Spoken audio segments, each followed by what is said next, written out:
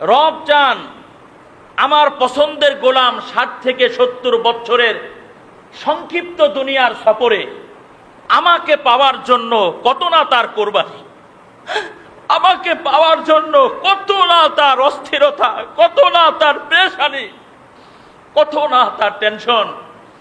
আমার এই বান্দা কোনো দিন আমাকে দেখে নাই।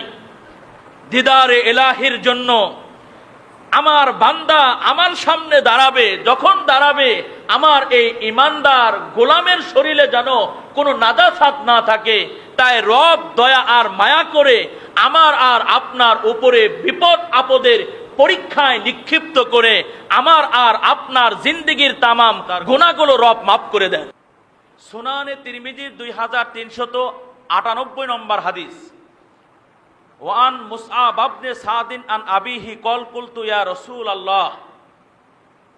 আল্লাহর নবীর বিখ্যাত একজন সাহাবী হযরতে সাদ রাদিয়াল্লাহু তাআলা আনহু আল্লাহর নবীকে জিজ্ঞাসা করলেন, আইয়ুন নাসি আসাদ্দু বালাআন।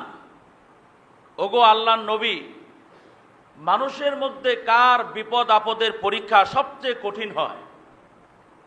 হে আল্লাহর নবী, মানুষের মধ্যে কার বিপদ আপদের পরীক্ষা সবচেয়ে বেশি কঠিন হয়? কল আল আম্বিয়া। জবাবে আল্লাহর নবী বললেন, নবী এবং রসুলদের বিপদ আপদের পরীক্ষা। সুম্মাল আমসাল ফাল আমসাল। এরপরে পর্যায়ক্রমে ইমানদারদের বিপদ আপদের পরীক্ষা।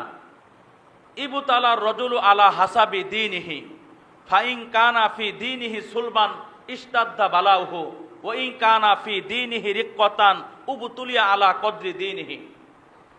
একই হাদিসে আল্লাহ রসুল বলেন, ইমানদারদেরকে ইমানি পাওয়ার হিসেবে পরীক্ষা করা হয়, ইমানদারদেরকে দিনদারি হিসেবে পরীক্ষা করা হয়। ফাইন কানা ফি দীনিহি সুলবান, ইমানদারের ইমানি পাওয়ার যদি শক্তিশালী হয় তো মুসিবত কঠিন হয়।